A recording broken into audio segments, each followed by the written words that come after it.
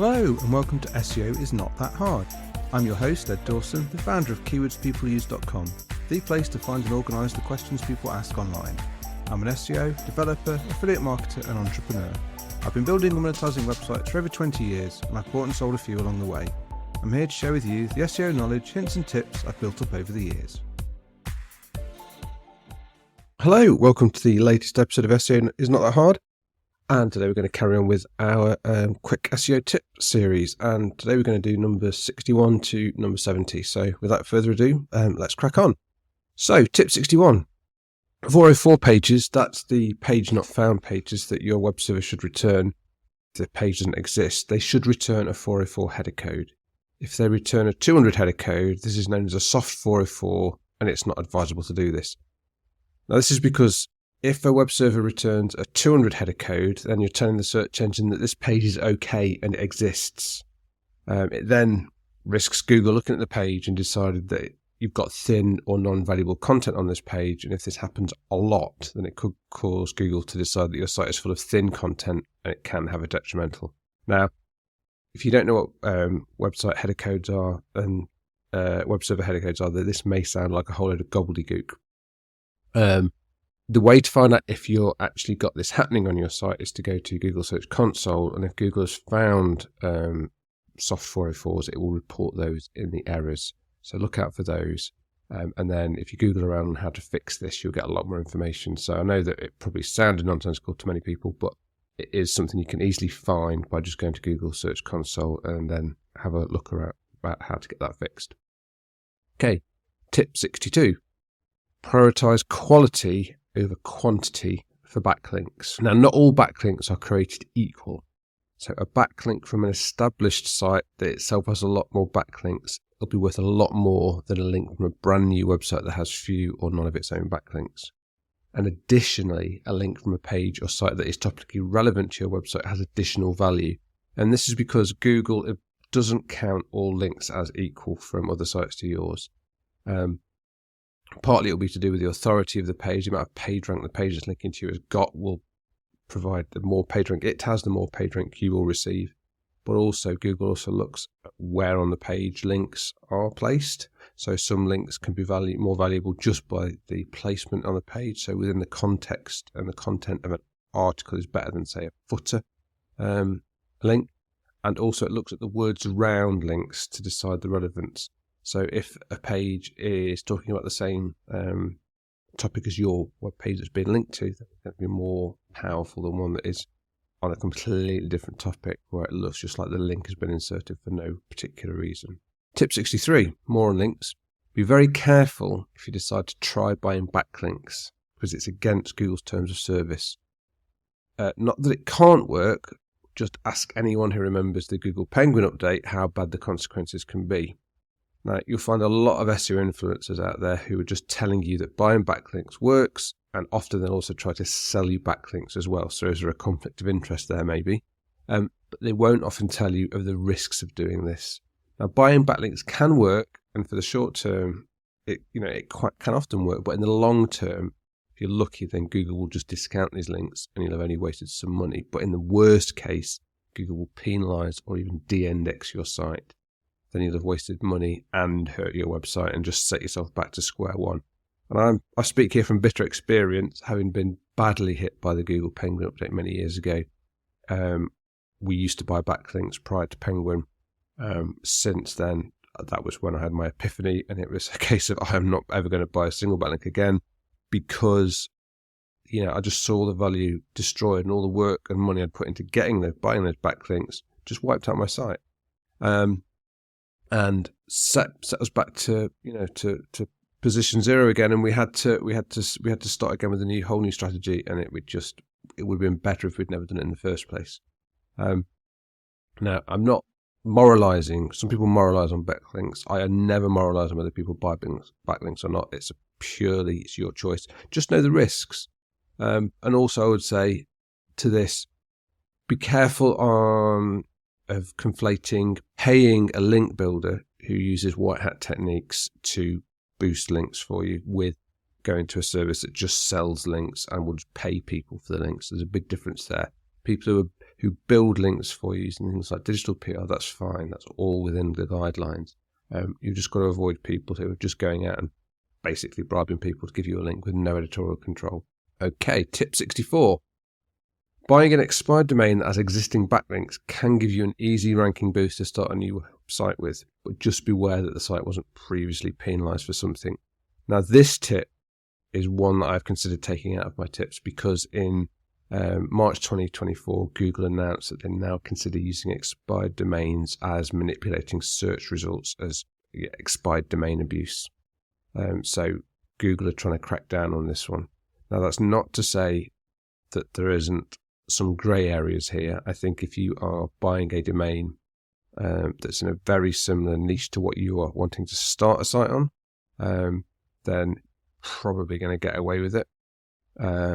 I think if you're just buying expired domains and then 301 redirecting them into your existing other website of the domain, then that may cause you more problems.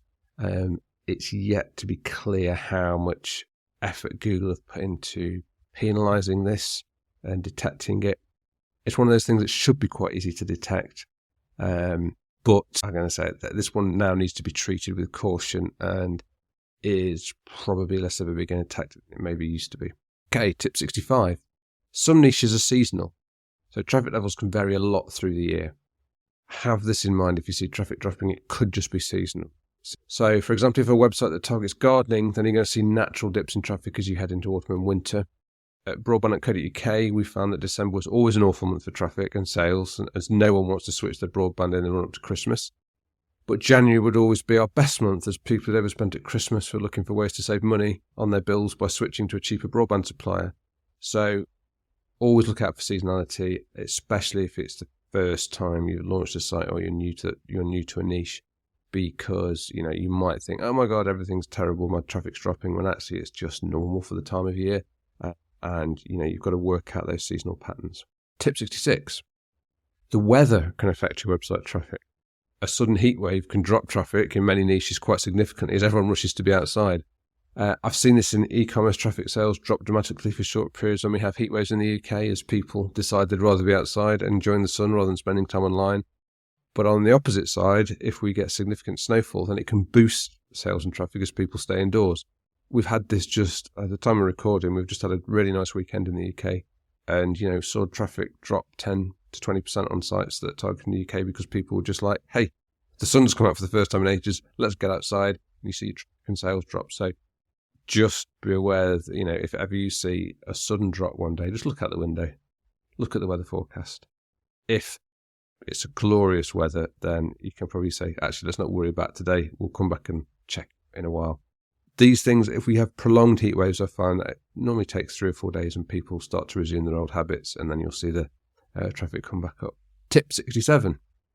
Downtime can kill your rankings. Use a service like Uptime Robot to monitor your site and alert you to problems.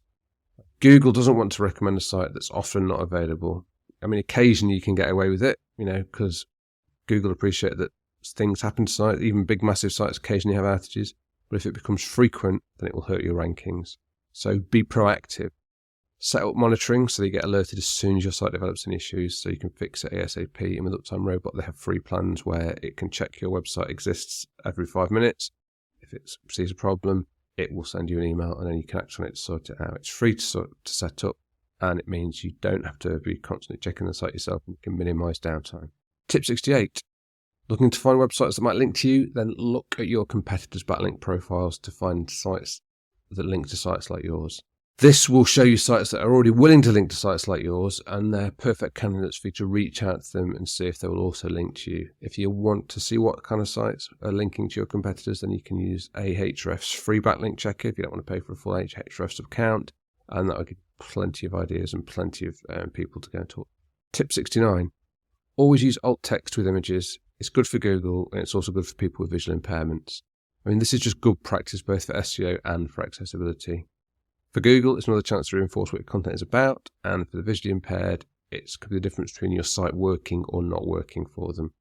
So always use alt text with your images. Tip 7, don't neglect internal links. They help Google navigate and understand your site, and real people use them as well. You should consider the internal links on your website between pages, just like backlinks from external sites, but they're ones that you control. You can use the anchor text to send a signal to Google what the web page you're linking to is about, and they also help Google and your users find new and relevant content on your site. So yeah, when it comes to anchor text, don't use click here. Always use something that's descriptive of the page that you're linking to. Always try and make sure that pages are not too many clicks from your home page. Try and think of think of your website structure logically, but always, if you're writing any new article or any new piece of content, if there is a relevant term you can link to another page to, then do it. Look at how Wikipedia links between pages. Wikipedia has a huge number of links on its page. Users don't mind it. Google doesn't mind it. People could put more internal links in, I think, than they do. And it's a really important tip. Okay, so I hope you found those tips useful. If you want to get all the 101 tips in one nice handy document, just go to the show notes. There's a link in there on how to download them all in one go. And see you next time. Before I go, I just wanted to let you know that if you'd like a personal demo of our tools at Keywords People Use, that you can book a free, no obligation, one-on-one video call with me, where I show you how we can help you level up your content by finding and answering the questions your audience actually have. You can also ask me any SEO questions you have. You just need to go to keywordspeopleuse.com/demo, where you can pick a time and date that suits you for us to catch up. Once again, that's keywordspeopleuse.com/demo, and you can also find that link in the show notes of today's episode. Hope to chat with you soon. Thanks for being a listener. I really appreciate it. Please subscribe and share. It really helps. SEO is not that hard. It's brought to you by keywordspeopleuse.com, the place to find and organise the questions people ask online. See why thousands of people use us every day. Try it today for free at keywordspeopleuse.com. To get an instant hit of more SEO tips, then find the link to download a free copy of my 101 quick SEO tips in the show notes of today's episode. If you want to get in touch, have any questions, I'd love to hear from you. I'm at Channel 5 on Twitter. You can email me at podcast@keywordspeopleuse.com. Bye for now, and see you in the next episode of SEO is Not That Hard.